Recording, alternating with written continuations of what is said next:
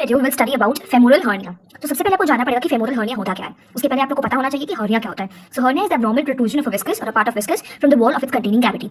तो femoral hernia क्या होता है? Femoral hernia is the abnormal protrusion of a viscus from the Hesselbach triangle into the femoral canal through the femoral ring and it comes out through the saphenous opening. तो इसको femoral hernia क्यों बोलते हैं? Because ये hernia femoral ring से होता हुआ femoral ring से होता हुआ फेमोरल कैनाल में घुसता है और सेफिनस रिंग से बाहर हो जाता है। तो फेमोरल कैनाल को इन्वॉल्व करता है, इसलिए हम उसको फेमोरल हर्निया बोलते हैं।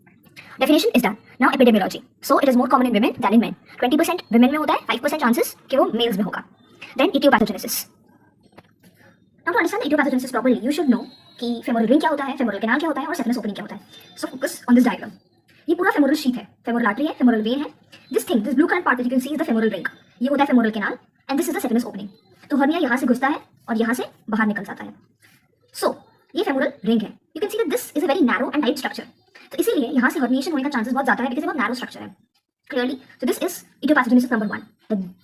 The femoral ring is a very tight and narrow structure, this increasing the chances and probability of femoral hernia.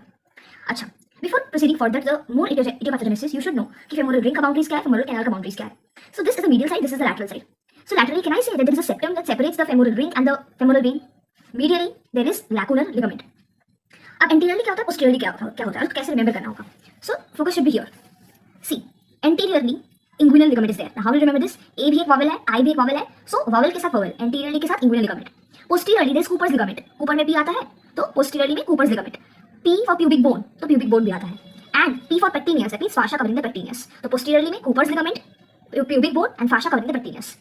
Medially क्या होगा? Lacunar ligament होगा. कैसे याद रखोगे? KLM, L की बात क्या होता है? M, तो lacunar ligament medially. And laterally इस diagram से याद रख सकते हो कि एक septum होता है that separates the femoral ring and the femoral vein. Clear?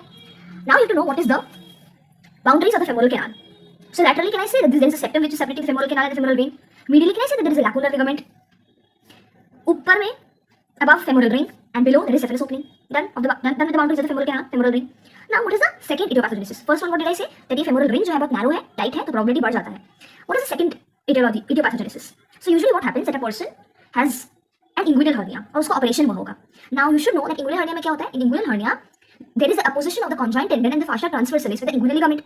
इस opposition की वजह से inguinal ligament पे प्रेशर पड़ता है and that tears off the inguinal ligament. और उससे femoral canal से herniation होने का चांसेस बढ़ जाता है. Okay, so increasing the tension of the fascia transversalis will pull the inguinal ligament, thus increasing the chances of the femoral hernia through the femoral canal. This is one, and second is the femoral opening which is very narrow and tight. Okay, अब आपको जानना पड़ेगा. आपने जान लिया कि femoral hernia होता कैसे है, क्यों होता है, मेल्स में ज़्यादा, मेल्स में कम, फीमेल्स में ज़्यादा होता है. आपने एनाटॉमी भी पढ़ लिया femoral canal का, femoral ring का. Now you should know कि पेशेंट को क्या प्रॉब्लम होगा. तो हर्निया है तो पेशेंट को स्वेलिंग तो होगा ही, but there is one important feature of femoral hernia. तो पेशेंट ओपीडी में भी प्रेजेंट कर सकता है, पेशेंट इमरजेंसी में प्रेजेंट कर सकता है. If the patient is presenting in the OPD then the patient have lump कि भाई मेरे को लंप है ग्रॉइन रीजन में, that is slowly increasing in size and as a doctor if you examine then you can see that this is below and lateral to the pubic tubercle. पता है ना, femoral hernia below and lateral to the pubic tubercle होता है.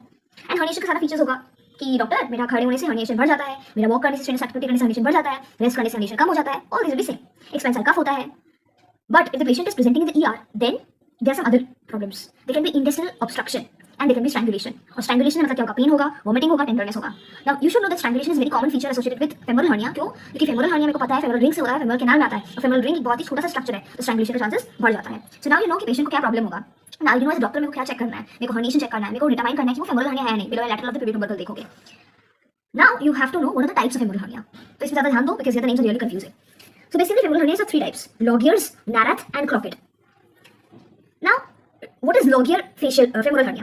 This is the hernia that occurs through the gap in the lacunar ligament. Okay, L for Logier, L for lacunar ligament. So femoral hernia that occurs through the gap in the lacunar ligament is called as Logier's hernia. Femoral hernia that occurs behind the femoral vessels is called as Narat hernia. And the femoral hernia which occurs behind the fascia covering the pectineus is called as Crockett hernia. So no types of femoral hernia पढ़ लिए. अब आपको जानना होगा कि आप investigation क्या करोगे और आप ट्रीटमेंट कैसे करोगे. ट्रीटमेंट तो करना ही है पेशेंट का. So treatment of hernia is herniation को रिड्यूस करना. तो हम लोग क्या करते हैं, हम लोग mesh repair of the femoral hernia करते हैं. Mesh repair of the femoral hernia, there are 2 bad names that you remember. One is the Lockwood technique and one is the McVay repair for femoral hernia. ठीक है, याद रख लो इसको. McVay repair of the femoral hernia और Lockwood technique, इन दोनों से हम लोग क्या करते हैं, mesh repair of the femoral hernia करते हैं. और कोई भी सर्जरी के पहले आप जो बेसिक इन्वेस्टिगेशन करते हो, लाइक कंप्लीट हेमोग्राम करना, ब्लड शुगर करना, एक्सरे करना, ईसीजी करना, वो सब करते हो. कोई स्पेसिफिक इन्वेस्टिगेशन नहीं होता फेमोरल हर्निया के लिए. So in this video we have studied about femoral hernia. What is femoral hernia, epidemiology, idiopathogenesis of femoral hernia. We have studied in short about the femoral ring and femoral canal anatomy. We also study कि patient को क्या problem होगा, ये study the types of femoral hernia, आप क्या investigation करोगे, और जो 2 टेक्निक जिससे ठीक कर सकते हैं, that is Lockwood technique and make way repair of the femoral hernia through mesh repair of the femoral hernia. Complications क्या हो सकता है हर्निया का, यहाँ पे भी स्ट्रैंगुलेशन हो सकता है एंड इंटेस्टिनल ऑब्स्ट्रक्शन हो सकता है। And the treatment of hernia, femoral hernia should be done very fast because इसका चांसेस ऑफ स्ट्रैंगुलेशन ज़्यादा होता है। This is all about the video of femoral hernia. Thank you.